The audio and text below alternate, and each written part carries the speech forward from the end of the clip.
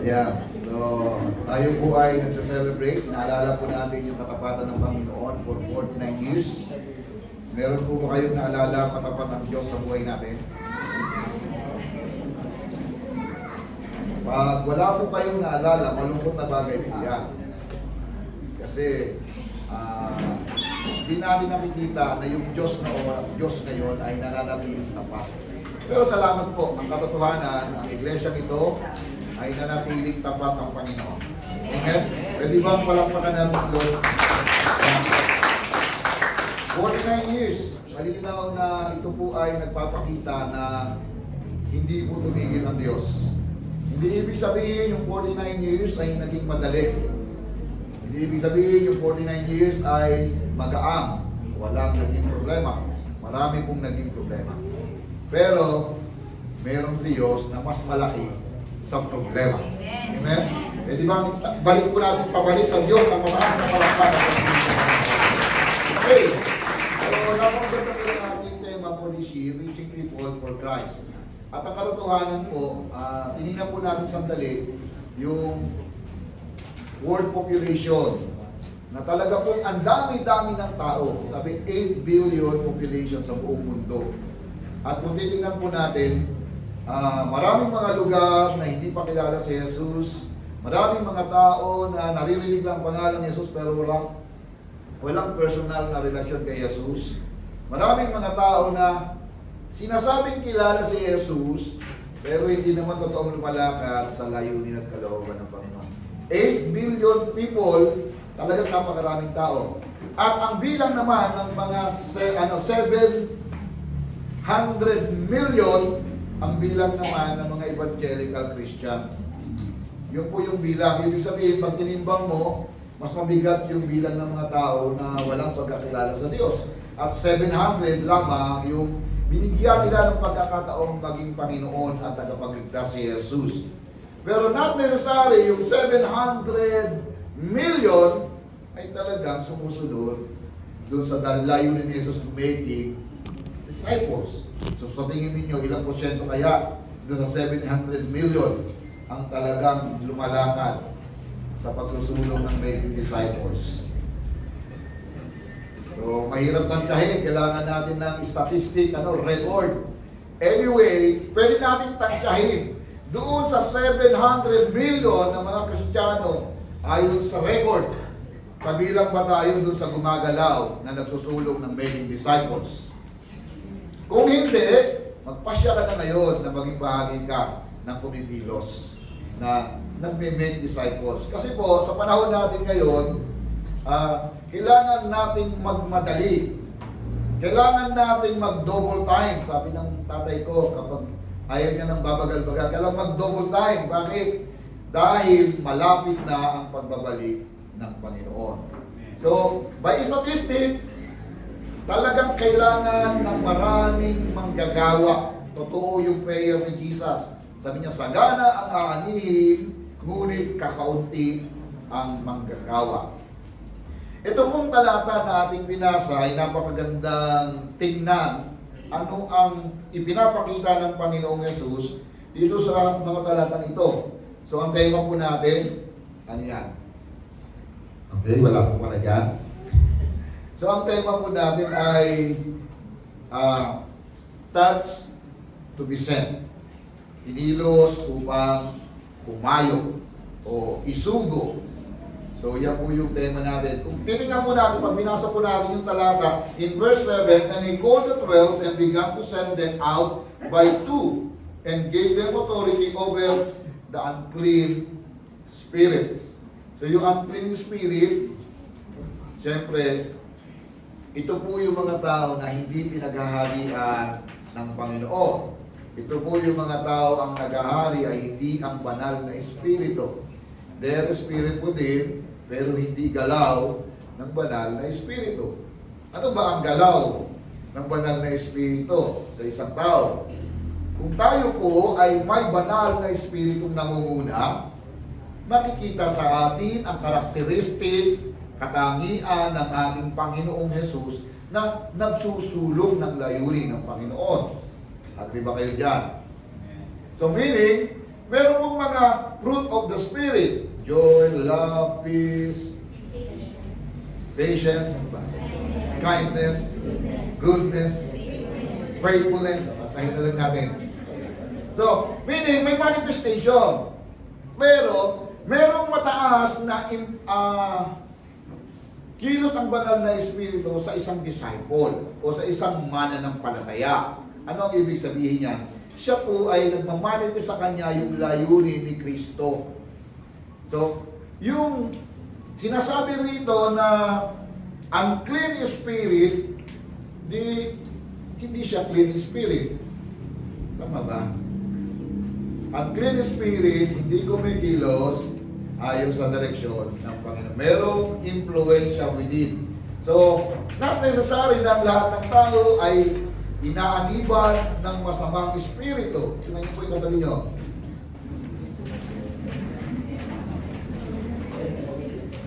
So kasi po, pag sinabing inaaniban ng masamang espiritu, nalilisik ang mata, ano yan? Tapos ay nanginginig, maraming manifestation. At yung iba, yung mahaba yung dila, hindi naman siya manananggal. Yung iba, umiikot ang liit. Marami pong manifestation. Nung ako po ay nasa Palawan pa, na-expose kami dun sa mga, yung pag nagbalong ng kamay, yung mga pinapatungan ng kamay, nangingisay-isay, mga ganon.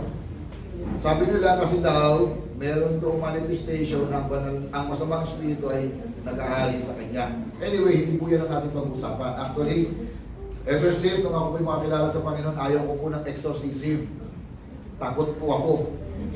Kaya nung mga panahon na bago-bago pa lang po ako mananampalataya, naalala ko lang, during Bible study dun sa bahay nila Sister Lolit, meron Bible study hapon, tapos ay biglang may pumuntang isang kabataan dun sa bahay na yon.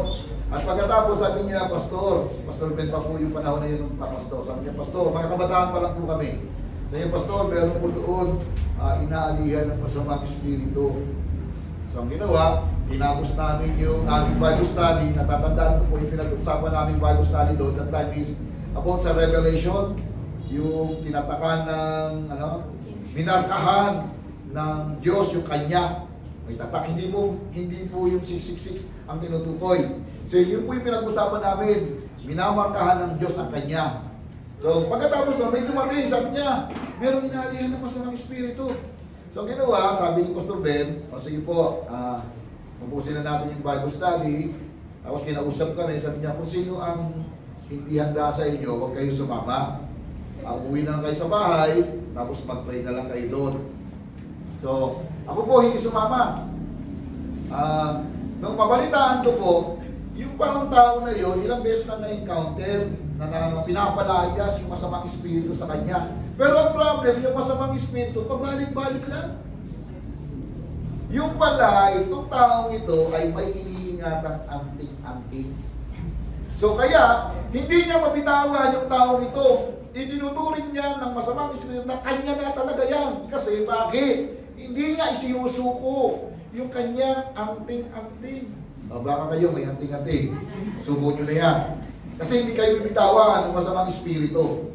Talagang parang walang manifestation pero inaangkin tayo niyan. Kaya maraming mga bagay dapat maging aware tayo. Ano ba yung mga bagay dapat i-keep up.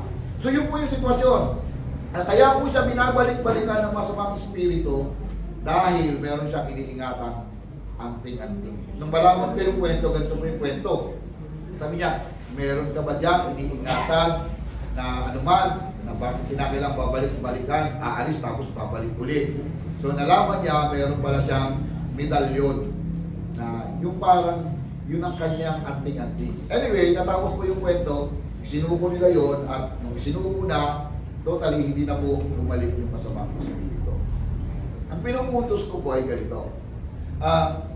Sinasabi rito, sabi sa verse 7, and he called the 12 and began to send them out 2 by 2 and gave them authority over the unclean spirit.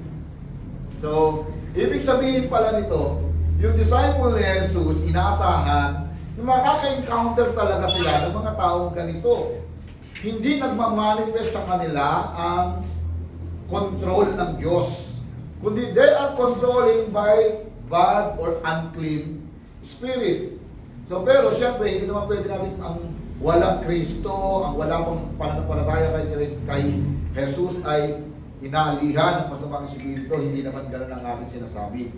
Kundi malinaw lamang po, binigyan ng kapangyarihan yung mga alagad para harapin ang iba't ibang tao. Either sila man ay sinasapian ng masamang espiritu. Meron tayong authority. So sa madaling salita, ayaw ko masyadong maging para kababalaghan ang ating pinag-uusapan. Actually, hindi po ako mahilig sa kababalaghan. At ang prayer ko sa Lord, nananampalataya po ako kahit walang buhay na patay na muling na buhay dahil malinaw naman ang turo mo sa Bible. Sa sulat pa lang po ng scripture, ang sabi niya, ang sumasampalataya sa Panginoon, may buhay na walang hanggan. Amen. Kinakailangan pa ba may mabuhay na patay para maniwala ka si Jesus na may nagbibigay ng buhay na walang hanggan? Hindi na, O kinakailangan ba mayroong gumaling na tao may cancer? Sabi mo, sasampalataya ko kasi may gumaling na tao.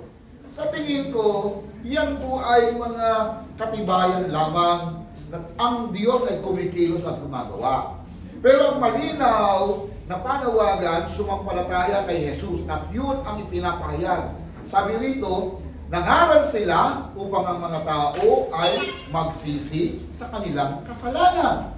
So sa madaling salita, yung pangangaral ng Ebanghelyo ay hinihikayat natin ng tao na sumunod sa Diyos at magsisi sa kasalanan. That's to be said.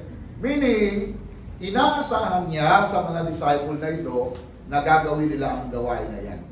Dito po sa Mark, meron pong tatlong emphasis na klase ng tao na binibigyang pansin si Mark.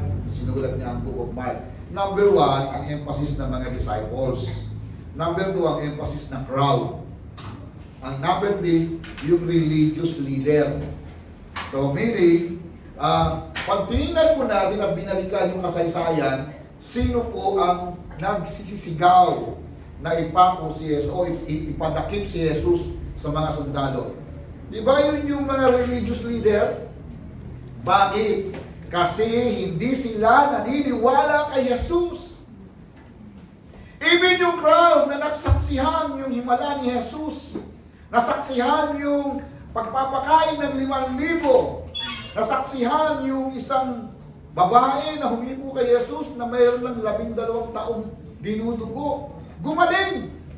At yung tao na may ketong, gumaling. Pero sa huli, si Jesus ay pinako na sa krus. Anong sigaw nila? Ipako yan sa krus. Ipako yan sa krus. Hindi totoo ang pananampalataya na pinapakita nila sa pagsunod kay Jesus. Nakakagigil. Di ba? Ang emphasis po ni Jesus, gumawa ng disciple, hindi lamang mag-ipon ng maraming tao. Ibig sabihin, sumusunod sa naisip ni Jesus. Amen po ba? So, palakpakan naman po natin. Masyado nakakagigil ang kwento. Nakakagigil lang po ng kaunti. Anyway, yung tema po natin ay napakaganda. Ibig sabihin, si Jesus ay nananawagan para magkaroon ng maraming disciple. He gathered those 12 disciples, inutusan sila ng humayo, at pagkatapos ito po, binigyan sila ng kapangyarihan. Amen po ba doon? Tingnan niyo po yung katabi niyo. Meron na ba yung kapangyarihan? Ano kaya kapangyarihan yan?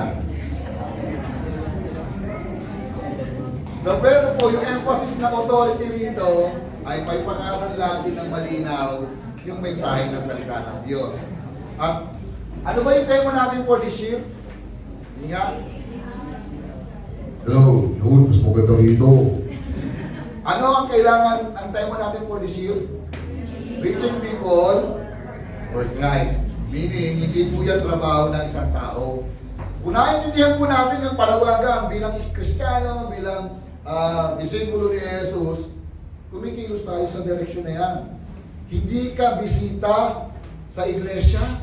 Hindi ka, parang visitor na i-entertain At kailangan pagbigyan yung ating mga gusto. Kundi mayroon tayong responsibility sa plano at kalooban ng Panginoon. Amen? Kalabitin niyo po yung katabi mo. Kapatid, hindi kami sila.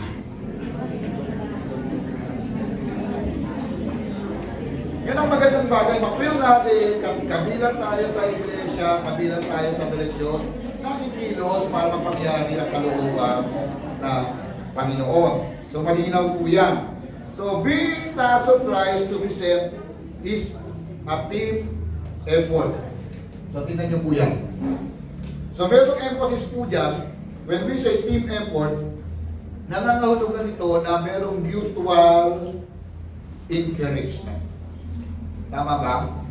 Ang pagkilos, ang tinatawag na gospel ministry, hindi po yan trabaho lang ng missionary o trabaho lamang yan ng pastor or Bible teacher. It is a team effort. Meaning, gumagawa ako, kumikilos ka, gumagawa tayo in particular function na bagay sa atin, sa kakayanan natin, sa talino natin. At yun po ang kabuuan. Ito po ay galaw ng buong iglesia. Number 2 po, it means accountability and balance. Kapag meron pong team, meron pong accountability. Hindi pwedeng gumagawa ka sa sarili mo, wala kang pananagutan sa ginagawa mo, at kapag nagkamali ka, sisisihin mo yung ibang mga tao. Hindi ganon. Ibig sabihin, kung ako ay may pananagutan, pwede i-correct ako ng aking kapatid. Kasi mali yung ginagawa ko. Kaya merong accountability. Hindi naman natin masasabi na lahat ng ginagawa natin tama. Tama ba lahat ng ginagawa natin, mga kapatid? Mahalaga yung katabi mo. Yung katabi mo magkasabi sa iyo, ayusin mo buhay mo. Sabi mo sa atin mo, ayusin mo buhay mo. Di ba? So, there is accountability. Ang tawag natin balance and accountability. So, kapag hindi natin nakikita, lumilis na tayo sa Panginoon, ayusin ng Diyos yan. At meron kapatid na pwedeng gamitin, sasabihin ka in a loving communication. Mahal ka ng Lord, pero ayusin mo buhay ko. So parang ganyan. Kaya yung ministry ng gospel ministry, ito po ay team effort. Number 3 po, it is safety and practical help. Sa idea po ng panahon na yan, di ba, Vitus, isinugo sila. Practical po yan sa panahon nila. Bakit po? Yung testimony ng isang tao ay hindi masyadong tinatanggap. Pero pag testimony ng 2 o 3 tao, matibay ang kanilang testimony. Yung witness na tinatawag. Yung kultura nila sa panahon na yan, kaya yung team na by 2, ito po ay disenyo ni Jesus para lalong maging effective witness yung kanyang mga disciple. So, kaya nga hindi tayo pwedeng gumawa ng solo-solo lang. Meron akong naririnig na Kristiyano, ang kanyang pastor, kahit hindi po ako magsimba, kahit hindi po ako dumalo sa prayer meeting, mananatili po yung aking faith, kahit nag-iisa lang po ako. Kapatid, hindi ganyan ang disenyo ng Diyos, kalokohan yan. Naniniwala ba kayo na pwede kang nag-iisang individual na tao na walang connection sa kapwa kumayan ng palataya? Hindi po yan ang disenyo ng Diyos. Ano ang disenyo ng Diyos? Sinabi sa Biblia, walang sino man ang nabubuhay para sa sarili lamang. Amen po ba dyan? Hindi tayo nabubuhay para sa sarili lang. Kundi kasama ay sinama tayo sa pamilya ng Diyos kabilang upang magtulungan. For what reason?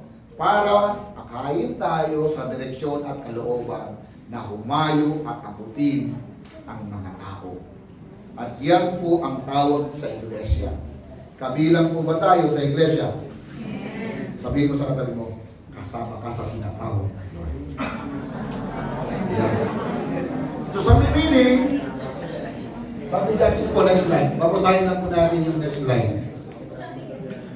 So by then, the gospel ministry is collaborative and communal effort. The sending first establish a valid, credible witnesses. Yun po yung kinukwento ko kanina. Sa madaling salita, kapag po isa, mahina.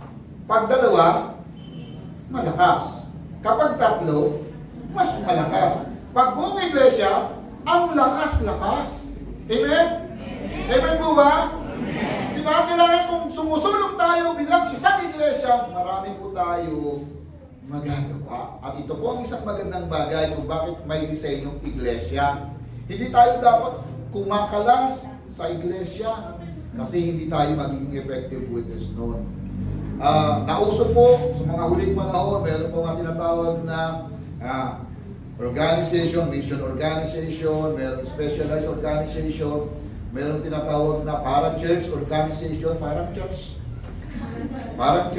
Pero hindi yun ang church. May particular ministry sila, pero hindi talaga ganyan yung disenyo. Ang tawag po natin, ang tawag ng misyon at paghayo ay nakaatang sa balikat ng iglesia. Kaya dapat kabilang tayo sa isang iglesia. Amen po ba? Salamat po. Kabilang tayo sa iglesia ito. Amen? Sabi mo, kabilang ako sa iglesia ito. Kabilang ako sa iglesia ito. Yung pong pag-utahan niya. Okay. So, kung madaling salita, pinag-usapan po natin dito, yung team effort. So, malawak ang gawain, pero kailangan natin kaisa tayo. Hindi tayo simpleng kabilang lang sa grupo o kabilang lang sa tinatawag na crowd. Tingnan niyo po, sa panahon ni Mark, maraming mga tao nakakakita kay Jesus. Una, maraming mga taong sumusunod sa Kanya. Nasaksihan yung mga miracle. Nasaksihan yung Kanyang ginagawa. Pero at the end, sila yung mga taong sumisigaw, ipako siya sa krus. Maraming mga religious leader, mataas yung kanilang understanding tungkol sa kapahayagan ng Diyos, yung mga tinatawag na Pariseo, mga Saduceo. Malalim ang kanilang understanding sa Biblia, sa salita ng Diyos. But then, hindi sila naniniwala kay Jesus. Hindi kinakailangan maging religious para lamang maging followers ni Christ. Ang importante, kilala natin si Jesus. Ano ba ang religious? Pag religious, sabi nila, maka-Diyos, maka-tao, maka-bayan, maka-kalikasan, saka ano pa? Maka-bansa. So, yan yung value system natin. At yan yung tinuturo talaga. Meron niyang batas. Pero, hindi pa simpleng meron ka lang paniniwala sa Diyos. Dapat, yung tinatawag natin, hindi ka lang religious. Dapat follower talaga tayo ni Jesus. Ito nga po ang problema eh. Meron ng religious, meron ng crowd, meron din disciples. Ang problema, nung pinapako na si Jesus doon sa krus, nasaan ba yung mga disciples? Nagtago. Natakot. Totoo na encounter nila si Jesus. Pero sa panahon na may problema na, biglang nagtago. Hindi ganong klase ng disciple ang hanap ni Jesus. Ang gusto ni Jesus, tumatayo, naninindigan at nagpapatuloy. Amen. Sabihin mo, kapatid, magpatuloy ka. So yan po. So wala po dapat titigil. Wala po dapat mag-rest. Pwede po konting pahinga, pag napapagod, pwede po yan. Pero ang buhay po natin, nasa church, isa yung direction po natin. At yun po ang aking paningin, pag pinag-usapan po natin, when Jesus asked for disciples. So ano po yung ginawa ni Jesus dito? Malinaw po, may tatlong bagay tayong ma-observe na ginawa ni Jesus. Okay, number one po, what Jesus did. Number one, sabi niya, come first of personal encounter with Christ. Di ba sabi niya, Jesus called the 12 and began to send them out. So meaning, kailangan munang magkaroon ng personal encounter kay Jesus.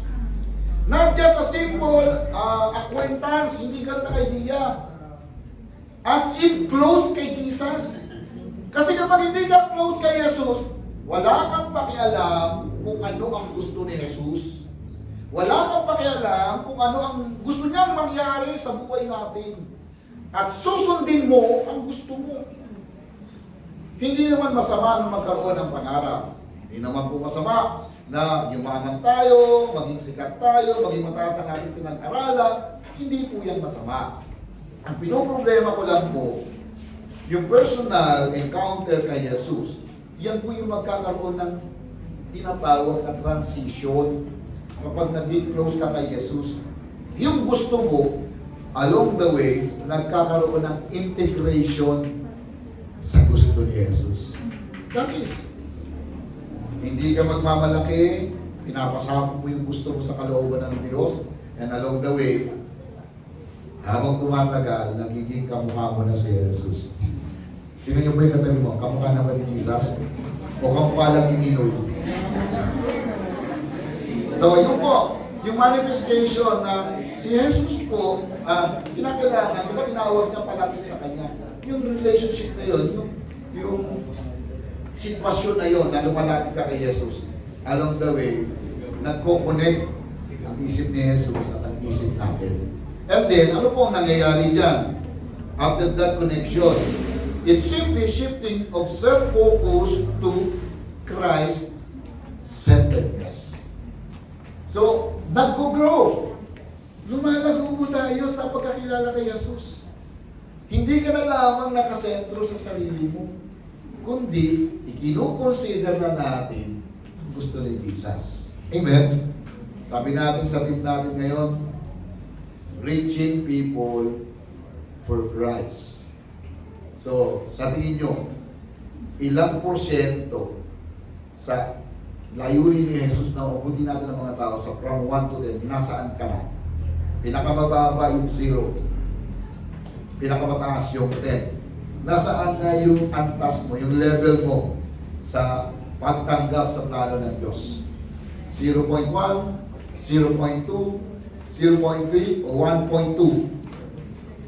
I mean, gusto kong ma-evaluate po natin kasi we are disciple of Christ. Tama po ba? Amen po ba? Ayaw ni Jesus na isang disipulo na sa panahon ng problema tatalikod kay Jesus. Ayaw ni Jesus na ang isang tinatawag na disciple kapag nagkaroon ng mga conflict, tatalikod kay Jesus. Hindi ganyan ang panawagan ni Jesus. For 49 years sa iglesia ito, naging tapat ang Panginoon. For 49 years, maraming problema ang na-overcome po natin.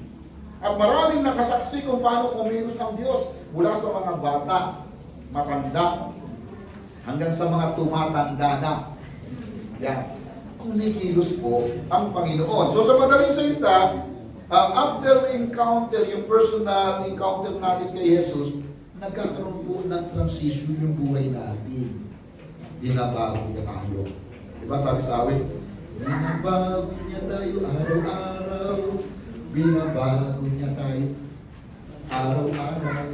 So sa madaling salita po mga kapatid, kapag talaga, si Jesus nakagagalaw sa buhay natin, nababago ang buhay. Amen po ba? Amen? Amen. Palakpakan po natin ang Panginoon. So, number 2 po, come and see that people should repent. Ayan. So they went out and preached that all should repent. Ang dala-dala pong mensahe, kapag lumapit tayo kay Jesus, mayroon siyang ibibigay na trabaho. Ano yung trabaho? We should preach the gospel that people should repent their sin. So sa madaling salita, tayo po ang tagapagdala ng mensahe na yan. Ang tawag po dyan, disciple ni Jesus. Tingnan niyo po yung katabi mo. Sabi mo, kapatid, disciple ka ni Jesus, di ba? Ano, sumagot ba? Sumagot po ba ng disciple siya ni Jesus? Hindi na naman. So yung sinasabi nito, come and see. Meaning, ang idea po ng panawagan ni Jesus dito sa Vitus ay meron po tayong trabaho. Pero siyempre, ito po tinitingnan ko sa mas malawak na pagtingin. Halimbawa, meron tinatawag na world vision. Okay? Hindi lahat ay humahayo culturally, cross-cultural. Hindi lahat doon. Pero sa likod po ng paghayo ng pangangaral sa misyon, dapat meron po naka-back up. Ang backup po natin, Di ba merong goers eh? May goers, merong senders. Pag sinabi mong goers, yan yung mga nasa front line na talagang na-encounter nila yung iba't ibang culture, yung adjustment para mahanap ng ground para mai-present yung gospel. Kasi dito po sa atin, okay lang po i-present ang gospel, share the gospel, simple lang. Bakit po? Open na yung isip ng mga Pilipino. Pero pag tumawid ka na sa lugar na Buddhist na yung mga tao, wala silang understanding about Jesus. Iba yung understanding nila sa heaven. Iba yung understanding nila sa kasalanan. Eh paano kung nakarating ka na sa kultura na kapag namatay, kapag masama ka, magiging ipis ka sa muling pagkabuhay mo.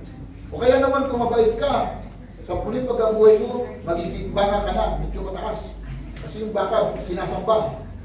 O kaya naman, pupunta ka sa isang magandang kalalagayan ng tao, ang tawag niya sa kanyang understanding, yung paikot-ikot ang buhay, pero nalilipat ka lamang sa ibang reincarnation. Salamat po. Reincarnation. Paano ka mag-share ng gospel doon? Pag-aarayin mo pa yun. So hindi mo madali yung trabaho ng mga goers. Kung ang senders mismo walang understanding sa ginagawa ng goers, okay lang po tayo rito. Pero pag malinaw pang understanding natin, ipag-betray mo ito, hanapan mo siya na maraming magagawa, tutulungan mo siya sa abot ng iyong mga kaya as senders. And the church, meron pong ganyang galaw. We are designed to send people, to send workers. Yan po ang tawag. Ngayon, gusto ko pong ipaabot sa ating lahat. Hindi po tayo kabilang sa isang iglesia, bawa sa ating church, para lamang umupo. Meron tayong natatanging function. Amen? Wala pong ang function niya sa ministry ay sitting ministry. Wala pong ministry na ganyan. Ano yung sitting ministry? Narinig niyo na ba yung sitting ministry? Yung every Sunday, uulang dyan, pagtawag pa ng bahan, uwi na, simba, uwi, ministry. Wala pong ganyan. Ibig sabihin, kaya tayo nakikinig ng mensahe ng salita ng Diyos, paglabas mo, hinahanap natin kung ano yung magiging function natin. Doon sa malaking pangarap ng Panginoon, making disciples. So sa madaling salita po, meron po tayong mensahe na dapat po tayo po ay lumabas, i-preach ang gospel, ikayatin ang tao na sumampalataya. Ano pong kalalagayan niya? Anong katangian niya? Ito po yung next slide. Tingnan niyo po. It is simply an open heart obedience to Christ, not just for self-gratification. Sumusunod tayo, hindi para i-please lang yung sarili na ito. We are using this life, this talent, whatever, kung anong meron tayo, not for self-gratification. So, inaalis na tayo dun sa self-centeredness. Kundi inililipat na tayo sa mataas na antas ng paningin na naaabot natin ang kalooban ni Kristo. So, sa madaling salita po, pinag-uusapan po natin yung ministeryo ng pangangaral ng Ebanghelyo, dapat maging bukas talaga yung puso natin. Huwag po yung on and off. Open ngayon, bukas close. Open ngayon, bukas close. Walang ganyan. Dapat, pag ibinukas na po natin yung ating puso sa Panginoon, ibukas mo ang buhay natin. Gagamitin tayo ng Panginoon. Maliit o malaking bahagi sa kanyang gawain, gagamitin tayo ng Panginoon. So tandaan po natin, napakalawak ng gawain ng Diyos. Maaari hindi lahat ay goers, pero pwede kang naiiwan para ikaw ay maging senders, mag-pray, mag-support, gumawa ng mga paraan para puntahan yung ginagawa ng mga goers. Ang senders po ngayon, not necessarily kinakailangan dito lang lagi. Mas mabuti na kung saan nagpupunta yung goers, isitahin niyo po yun. Halimbawa po, merong tinawag sa atin sa Thailand, si Jen, nag-decide siya maging missionary sa Thailand. So, sabi niya, gagamitin ko yung buhay ko, magiging missionary sa Thailand, marami itong dapat abutin. Nag-decide siya daw pumunta. Sinusulat niya, binabahagi niya sa atin yung mga nangyayari sa kanya. Ngayon, kung ikaw ay senders para maging masaya ka lalo, puntahan mo si Jen doon. Bisitahin mo siya. Baka meron pa siyang mas malalim na kalalagay na hindi niya nababanggit sa kanyang communication. At makikita may adjustment. Ngayon, kapag ikaw na po mananalangin, mas konkreto yung pananalangin. So, pwede rin mo lang yung senders, pumunta doon sa pinupuntahan ng goers, at hindi yun madali. Kailangan nyo ng budget, kailangan po yun ng passport, kailangan nyo ng visa.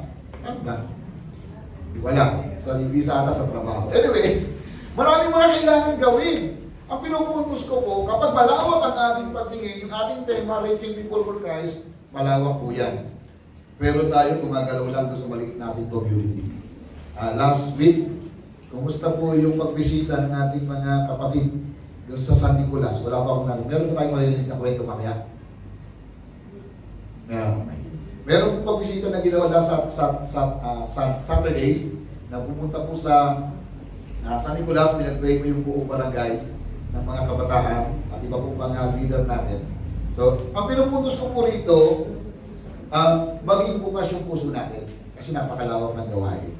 Ang tanong, konting reflection lang po. Bukas na ba talaga ang puso natin sa plano ng Diyos?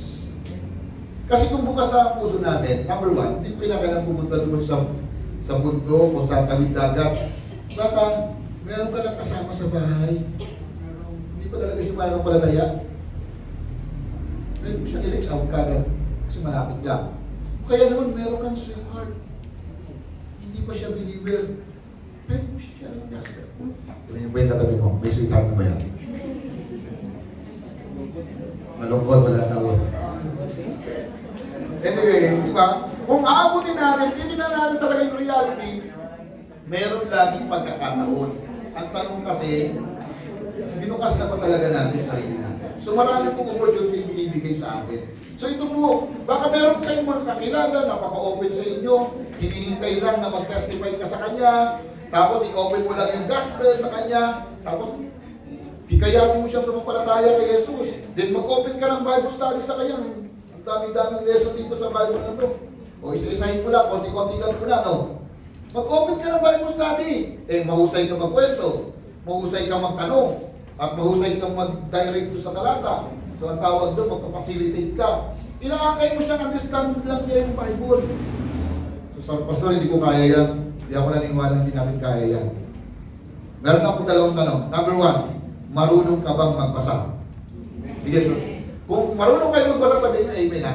Marunong ka bang magbasa? Amen. Number two, marunong ka bang magtanong?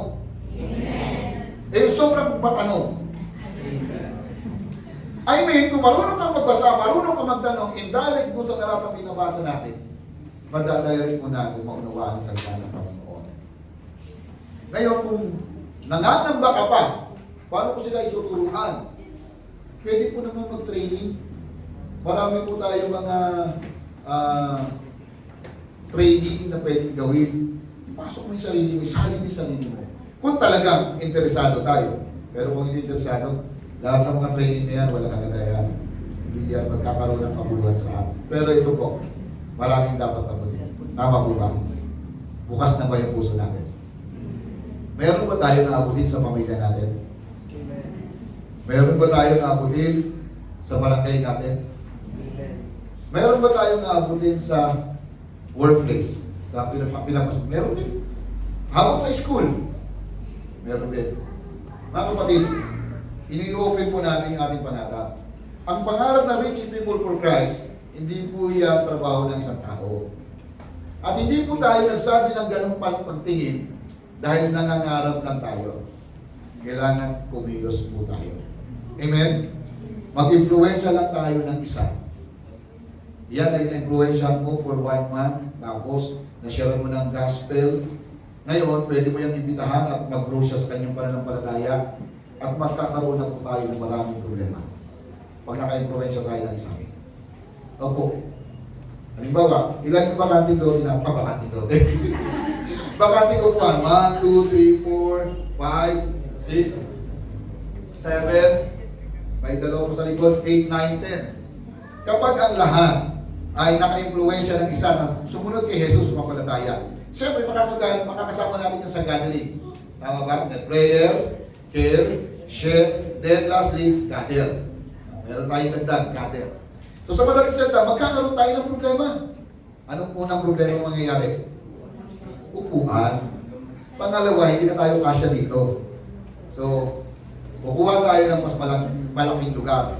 At kung hindi pa natin kaya kumuha ng malaking lugar, magkakaroon tayo ng 6 na service. At magkakaroon tayo ng 6 na preacher. May service, first service, Pastor Emil. Second service, Pastor Edward. Third service, Pastor Caleb. Ang dami na kasi ang dami na tumutukon. Ibig sabihin, mag-aalaga na tayo ng mga tao na sumunod sa Panginoon. Magandang problema o pangit na problema? Magandang problema. Kesa yung pong problemahin mo, wala kaming bigas, yung kapitbahay ko, hindi ako mapautang. Masyado mabigat ng problema yan. O kaya naman, ang problema mo na dinadala, hindi mo kasundo yung mga tao sa church, hindi magandang problema yan. Ang tawag po sa atin, ibukas natin ang ating puso. Kung magkaroon man tayo ng magandang problema, matutugunan ito dahil kasama natin ang Panginoon. Amen? Pwede pa palakpakan ng Lord? So 49 years, binabalik-balikan lang po natin kung paano naging tapat ang Panginoon. Kung paano tayo tinawag ng Lord. At nagsimula na pong ibukas natin ang ating puso sa Panginoon. Noong una, nung tayo po ay nakarinig ng Ebanghelyo, sumampalataya tayo sa Panginoon. Second level, matapos tayo sumampalataya sa Panginoon, sumunod tayo sa tubig ng bautismo. Then third level, nakikita mo na yung gifts mo, ano yung function mo, mahusay ka bang magturo, mahusay ka bang kumanta, kung ano yung gifts mo, kinocontribute mo. And after that, along the way, ay makikita mo pa yung mataas na antas ng tawag ng Panginoon sa atin. For what reason? Upang lalong may sakatuparan ang plano at kalooban ng Panginoon. Amen? Pwede bang palakpakan ng Lord? So yun po.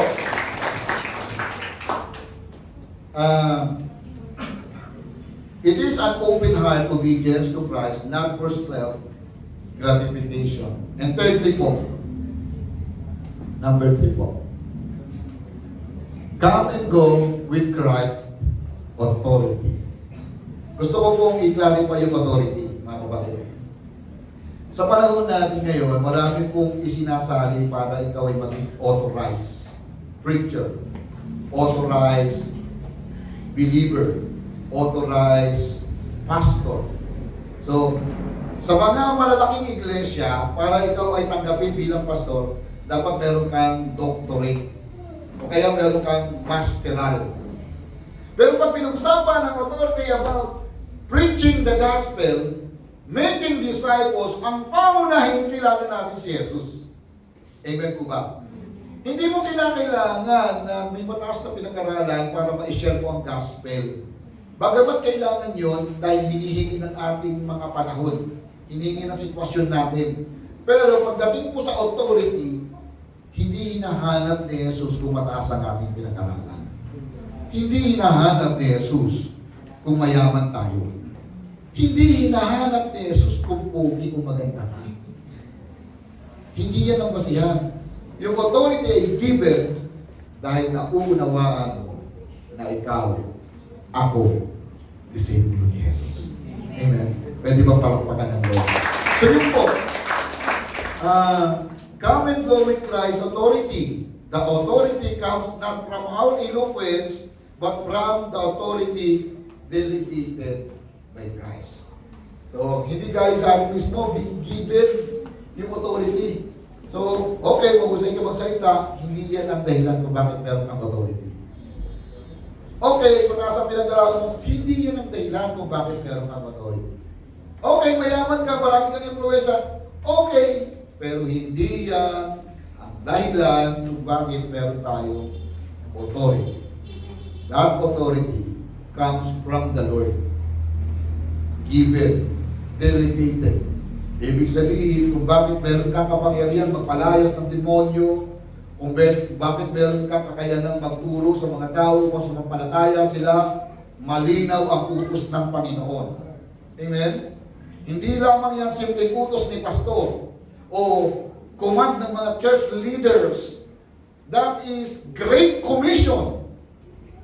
Kung babalikan po natin yung ating vision, a church of faithful believers who are living, loving, and laboring for the fulfillment of the Great Commission. Ang problema natin, yung nakasulat dyan, hindi natin natatandaan. Kaya lagi natin binabalik-balikan. So meaning, ang pinuputos ko po, yung authority natin dahil mayroong Jesus na nagpuman. Ewan ko po kung naikwento ko na ito. One time po, meron kaming mga katutubong tinuturuan mag-share ng gospel sa Palawan po. Sabi ng mga katutubo, masaya sila mag-share ng gospel. One time po, meron silang nakasalubong na ibang grupo ng mga mananampalataya. Ang tanong ng mga grupo ng mananampalataya, di sa mga katutubo na ito kasi medyo imperial na ang dating ng mga katutubo. Sabi niya, "Oy, mga katutubo, saan nyo kinuha ang inyong authority? Meron ba kayong ID? At may ID kayo para mangaral ng Ebanghelyo?" Sabi, "Wala." "Oh, wala naman pala eh. Eh bakit kayo nangangaral? Wala namang authority yung pagsasalita na yan." Sabi, "Bakit kayo? May ID?" "Meron. Galing ito sa bishop namin. At yung bishop na ito nakapirma dito." "Oh, ibig sabihin na meron na kayong authority dahil nakapirma yung bishop nyo." Sabi ng katutubo. Pangalawang tanong ng katutubo, "Sige, si Jesus bang nakapirma dyan sa ID nyo?" "Hindi." "Oh, sa amin, wala kaming ID. Pero malinaw ang sabi ng Bible, go and make disciples, and I will be with you until the end of the earth." Ang sabi ng Bible, pero hindi po English yung kanyang quotation. Meaning, minsan nag-claim tayo ng authority, pero hindi yun ang given authority na binigay ng Diyos. The given authority, delegated authority comes from the Lord Jesus Christ. And it starts when we receive Jesus as Lord and Savior. Amen? Pwede po bang palakpakan ng Lord? Wow. Sana po nakakatulong yung ganitong klase ng pag-uusap natin kasi meron tayong kanya-kanyang assignment. At tingin ko po, ay pinaghahandaan lang po natin sa church kung magkaroon man tayo ng bagong problema, kaya natin harapin. Kasi marami nang humahayo. Alam niyo po ba, 49 years, iniisip ko, by 50 years, ano kayo magandang regalo kay Jesus? Sa 49 years. Ano magandang regalo? Ang iniisip ko po, ewan ko kung sasangayon kayo. Pagdating ng 50 years, meron bagong local church. Mga bagong mananampalataya na masayang magtitipon sa Panginoon. Okay ba yun? Mangyayari po yun kasi kasama tayo sa isang kalawang ito. Amen? Pwede po magpalakpakan ng Lord. So, sa madaling salita po, yung authority po, the authority comes not from our eloquence o paniniwala galing lang, kundi ito po ay given from the Lord Jesus Christ. Sabi niya, next line po, pakibasa po natin. Sabi po sa next line, being touched with the loving Christ, we have to be prepared, focus, and have strong faith in Christ, for we are not walking alone. Send them out by two, and gave them authority. So, ibig sabihin po, ang pinupuntos dito, dahil kinilos na tayo ng Panginoon, kumilos na ang Diyos sa buhay natin, maging handa po tayo. Magkaroon po tayo ng focus at lalo tayong maging matatag sa pananampalataya natin. So ito po yung panawagan, being disciples, kabahagi tayo sa plano at kalooban ng Panginoon. Amen?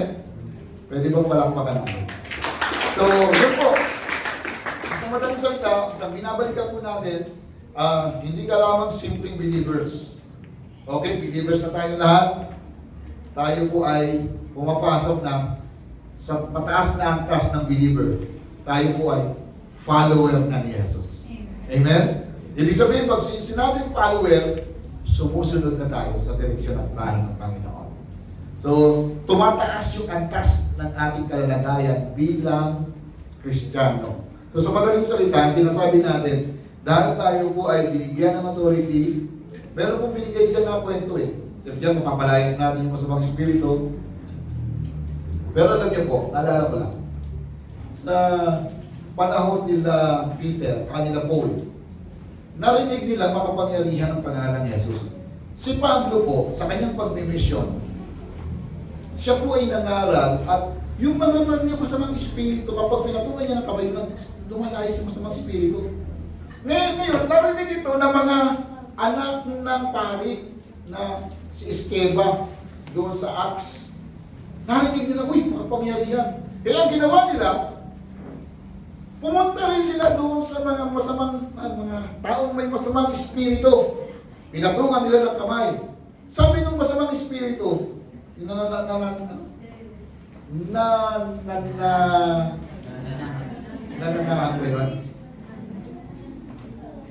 nananatili doon sa tao. Sabi niya, sa pangalan ni Jesus, lumayas kayo. Sabi nung masamang espiritu, si Jesus, kilala ko. Si Pablo, kilala ko. Pero kayo, sino kayo? Ayun, binugbog sila ng masamang espiritu. Mahirap din palang gumamit ng kapangyarihan ng galing sa Panginoon. Hindi ka pala authorized. Binibigyan lang po ng authorized na ako, mami, pangalan ng Panginoon at harapin ko anuman ang kapangyarihan ng masamang espiritu. Ayaw mga tunay. Nalusin ko lang. Baka bubugin kayo sa mga espiritu pag hindi kayo sigurado. Ito po yung pinuputos ko. Sa madaling salita, mga kapatid, yung authority galing sa Diyos. Pero dapat, siguraduhin natin yung faith natin, si Jesus ang ating kinakapitan, yung faith natin, malinaw sa atin na tayo ay talagang follower ni Kristo, at yung faith natin, nagmamanifest sa atin, na tayo po ay katuwang sa malawak na gawain ng Panginoon. Amen? So, ito na po yung final words natin. Okay? Basahin nga po natin yung first statement. Yung we. 1, 2, ready, go. We Christians are touched with the love of Christ to be sent for gospel ministry. Christian, inilos ni Jesus upang umayo. Pero binigyan po natin ng meaning yung hayo. Send with a team. Meaning there is a mutual understanding, mutual encouragement. Hindi tayo kikilos ng nag-iisa. Kikilos tayo as a team. At ang team natin ngayon, team, hindi panlabas, hindi panloob. Diba? Meron team panlabas. At meron panloob.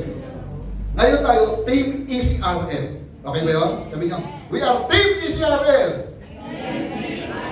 We are working with one mission, with one body, going to reach out people.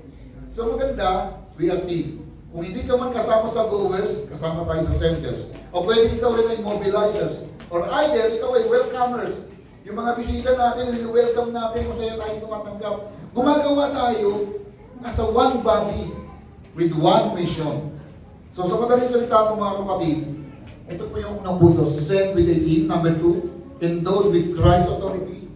Yung authority nila, authority po natin galing kay Kristo. And number 3 po, sabi niya, naked with dependency on God. Hindi na po kasi natin binasa ito. Yung sinabi sa talata, kung kayo ay hahayo, huwag kayo magdadala ng baon. Ibig sabihin, along the way ng pagmimisyon, hindi tayo pababayaan ng Lord. Pero nung ako po ay nasa bundok, meron po kaming laging malaking bag. Meron po yung mga 5 kilong bigas, 5 sardinas, 5 noodles, at meron pong mga dahil. At pagdating ko po sa taas, yung dahil ko, hinahati-hati ko yung ilang pamilya yung binibigay ko sa mga pamilya. Pagtapos noon, pag-uwi ko, magaang na po yung bag ko. One time naman po, meron kaming karanasan na yung tinatawag na wilderness camp. So, ang bawat team, meron pong 5 magkakagrupo. Sa bawat team may leader, tapos may kanya-kanya silang baon. So, ibig sabihin, kanya-kanya kaming dala-dala ng bag. Pagkatapos, ang ginagawa ko po para mas maging mag-aang yung aking dala, ako ang unang nagsasahid. Nagbo-volunteer akong tagapagluto, tagaluto ng ulam, kasi Mga 3 saingan sa 6 na 10 kakain sa team namin. Umaga, tanghali, gabi, habang naglalakbay kami. Ubus na po yung laman ng bag ko. Sabi nila, brother, ang sipag mo ah. Oo. Pero nung malaman nila sa huli, magulang daw ako. Kasi nalaman nila, magaan na yung bag ko, sila mabigat pa rin yung bag. So kapag ikaw talaga nagpa-volunteer, ikaw ang unang nakikinabang. Amen po? So mag-volunteer na po kayo. Kung meron pong mga gawain, mag-volunteer po tayo, mas magaan po ang gawain ng Panginoon. Amen po ba? Pwede mong palakpakan ng Lord? So, make every dependency. Ibig sabihin, kung meron pag-ayaw, magtiwala tayo sa Panginoon. Along the way, may provision ng Lord. Bagamat sa umpisa, hindi kagad natin nakikita, pero magtiwala po tayo. At napatunayan ko na po yan. Ang nagtitiwala sa Panginoon, hindi pinapabayaan natin. And finally po, sabi niya, basahin na natin yung huli. 1, 2, ready, go. Testifying the gospel that people comes to repentance. So, ang focus natin, hikayatin ng tao na magsisi at lumapit sa Diyos.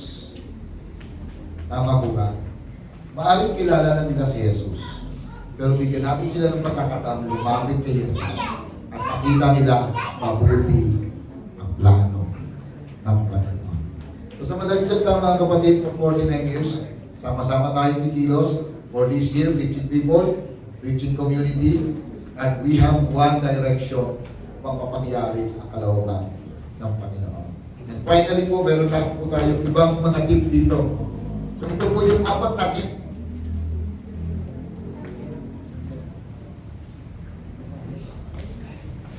Meron po tayo. Hello.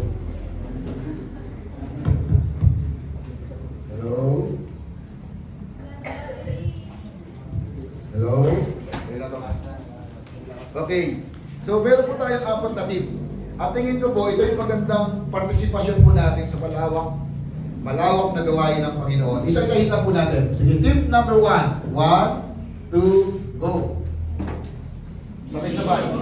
With church effort for reaching people. Kasama tayo sa church, sumali po tayo sa buong galawan ng church. Number 2, Be sensitive not for personal issues but for God's direction towards Christ's purpose. okay pong maging sensitive. Hindi sensitive na nagtatampo. Sensitive, tinatanggap natin ang direksyon ng Panginoon. Pero marami po ngayon sensitive. Sensitive kapag hindi napapansin, sumasakit, sumasama loob, pag hindi nakamayan, sumasakit. Huwag na kung ganon. Tapos na tayo doon. Maging sensitive tayo dahil iisa ang layunin ng Panginoon. Maging sensitive tayo sa kilos at galaw ng Panginoon. Amen? Pwede bang palakpakan ng Lord muli? And number 2 po, sabay-sabay. 1, 2, ready, go! Don't just a passive follower of Christ, but be an active member of disciple of Christ. Pag sinabi pong passive, yan po yung parang hintay-hintay lang, gagawa yung patinutusan mo, walang kusang loob. Pag sinabi pong active, naghahanap siya ng particular function niya. Hindi, ibig sabihin, hinahanap niya saan siya pwedeng gumalaw. At kung saan yung walang gumagalaw, pwede kang kumilos doon. At kapag ganun po ang isip natin, hindi ka po mawawalan ng bahagi sa iglesia. Regular po, kailangan may tagapaglinis ng church. Available ka ng Wednesday ng hapon, available ka ng Saturday in the morning kasi may Saturday class. Bago mag-start ang Sunday service, pwede ka maglinis. Available po yan. Tama po ba, sir? Ano tawag sa grupo ng ministry na yan? Custodian ministry. So kung available kayo maglinis, katagpuin nyo lang po si Sir Edmund. Sino po ba ang ating coordinator? Si Sir Edmund na po. Pwede nyo po siyang spuntahan. Available kayo, marami kayong pera. Okay, napakailangan tayong project. Ang project natin ay magbabago tayo ng installation ng kuryente. Mapagawa natin yung ating mga audio room. Pangarap ng mga kalalayan yung ating kitchen, maging maayos. Tapos sabi natin, gusto natin papaayos na yung office, madami kang pera. Katagpuin nyo lang po si Ate Yen. Siya po kasi yung treasurer. Team po yan sila. So pwede kang magbigay. Kasi yun ang yaman mo, yun ang kakayanan mo. I mean, na pinupuntos ko lang mo, saan bahagi ng gawain sa kabuuan ng iglesia para tayo ay humayo, makitulong, makibahagi. Kung nangangailangan naman ng pagbimisyon, may kakayanan kang humayo at mangaral, marami po tayo pwede develop. Mag-outreach po tayo. Marami pong pangarap na yun na dapat makapangyari. Ang pangarap natin dapat sa 50 years, mayroong isang bagong local church. At nangangailangan po yun ng financial support. Mahusay kang kumanta, mahusay kang magturo, marami kang husay, ang husay-husay mo.